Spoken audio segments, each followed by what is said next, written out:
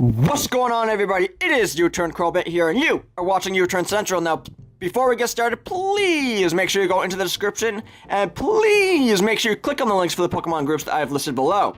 Now, make sure you show Poketown some U-Turn love. They're going to absolutely appreciate that. Now, I am bringing you another Wi-Fi battle. This time it is against Zach, not to be confused with Zachary, which AKA would be White Boy for the win. No, but this is Zach. A completely different person, completely different Poketuber. Now, his link will be in the description. He goes by the name of Slyroh. Now, I've been talking to him off and on since this battle has been recorded. Now, he's an awesome dude. He's been trying to help me out every now and then. He is really busy with doing his own projects, but he does mainly do showdown videos, which is awesome because I know a lot of you do that as well. So, let's get right into this battle because, well, it would be nice if I introduced my Pokemon first, wouldn't it? Now, I am bringing my Darmanitan, my Zangoose, my Crocodile, my Crobat, my Durant, and my Swampert. Now, he's bringing some major threats for me. He's bringing an Aegislash, which I rarely go up against. I have one, and I rarely use it just because I don't know what the hell to do with it. He's bringing a Gliscor. Now, I have had issues with Gliscors before, but you'll see that this one is somewhat different. Now, he is bringing a Nidoking, which isn't really too much of a threat because I know his weaknesses, but he is bringing a Delphox, and I rarely go up against those. I know it's part Psychic and it is Fire, but some of my Pokemon can't really take a Psychic attack, let alone Fire, but he did end up bringing his Ferrothorn. Now, I have had plenty of experiences with Ferrothorn, and let's just say, I don't like them. I don't like them one bit. So, with that being said, he ends up, he decided to bring his Haxorus. Now, I haven't really faced a lot of Haxoruses, but they're pretty decent to go up against. I guess his major threats are just the Aegislash and the Gliscor, maybe? Only because there's really so much I can really do against them. But let's see how this battle goes. So he ends up going out into his Haxorus. Now, I already know what this Haxorus is weak to, so I end up going into my Darmanitan, not predicting him to go into his Haxorus. So this Haxorus does decide to break the mold. Awesome. But anyway, that doesn't really affect me, but he ends up going for the Earthquake, and he takes my Darmanitan now, just wipes it off the face of the planet. So, thank you, Slyroh. Thank you. That was one of my favorite pokes. But I end up going out into my Swampert, and he predicted that really well because he switches out. He does not want his Haxorus going down. Now, this was an off day for me because I was not predicting well at all. As you can see, because I used the Ice Punch on a Ferrothorn. Who uses an Ice Punch on a Ferrothorn? Who, guys? Who does that? I did that. Wasn't really smart, though. But time goes on. So, he ends up getting, Lefty's Recovery, and I end up switching out into my Blue Flash because I know what this Ferrothorn can do. I know what it is weak to, and so he ends up using the Leech Seed on me, which is perfectly fine by me because, it just boosts my Toxic, which is phenomenal for me. And so he does get the Lefty's Recovery while my Zangoose does get hit with the Leech Seed, but my Toxic Orb does activate right here. And so I'm kind of thinking, okay, I know what this is weak to, so I should probably just do that, right? Yeah, so I end up going into my Close Combat. I end up using Close Combat, rather, and just barely takes it out right there. So he is living with probably about 10 HP. 10, 15 HP. So he ends up using the Spikes, which is just awful for me, simply because my team, they don't like Spikes. No one likes Spikes. Come on, you must be crazy if you like Spikes. So he ends up getting the Leech Seed Recovery off on me, which is, whatever. There's really not much I can do except switch out. But I know that if I switch out, then he's just gonna do some damage to the rest of my team. So that's why I wanted to stay in. I wanted to take out the Ferrothorn right then and there.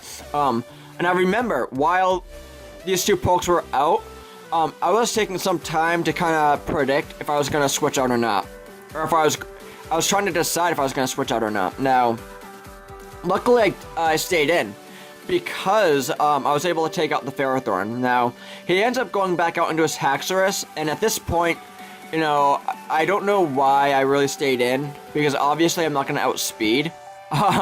So he ends up taking me out with a Dragon Claw.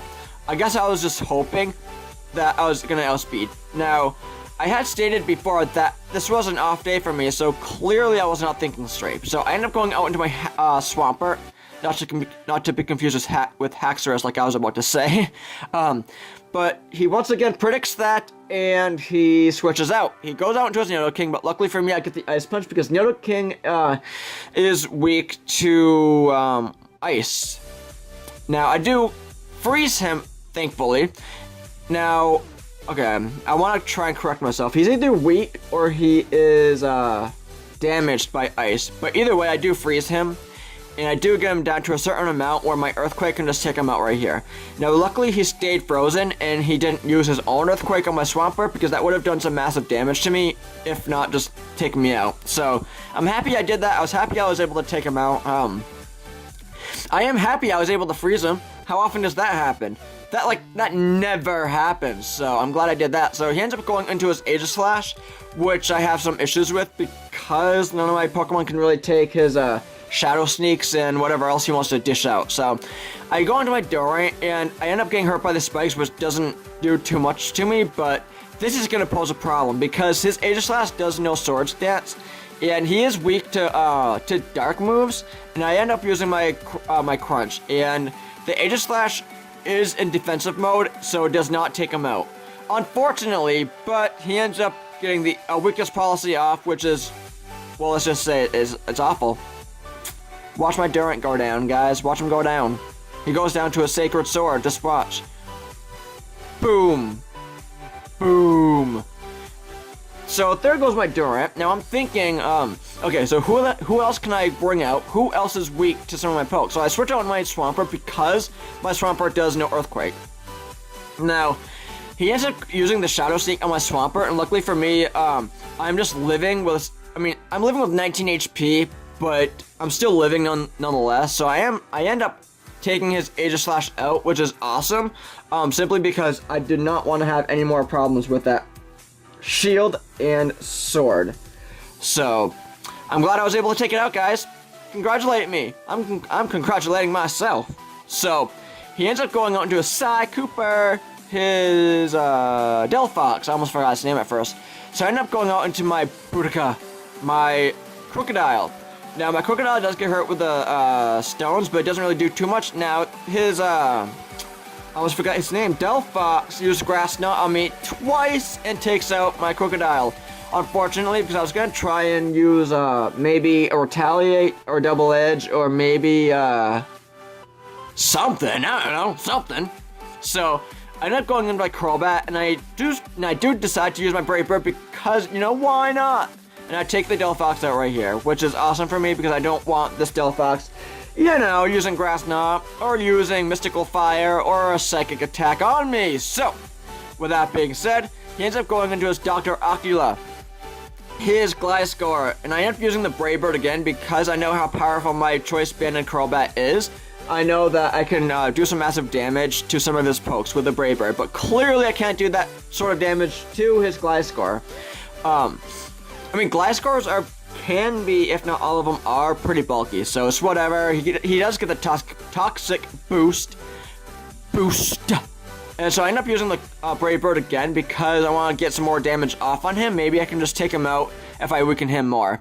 And luckily for me, I do just barely get him down enough where I was thinking I could just take him out, but this Gliscor does no knockoff, and so that poses a problem already because he does outspeed and he does no knockoff. So at this rate, there's really not much I can do. I'm living at 8 HP with my Swampert, and he does use Protect. Now that doesn't bother me at all because I'm not getting hurt or anything by it, but I end up using the Waterfall, not predicting a Protect, and even though I do get some left use recovery, that doesn't really help me much at all because, meanwhile, you know, his Gliscor is getting more HP recovery back on his own, but he ends up outspeeding and taking my Swampert out with a knockoff, Now, like I had stated before this battle even began, this Gliscor was kind of different because this Gliscor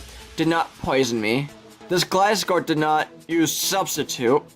And so I'm really curious as to know what other moves this Gliscor knew.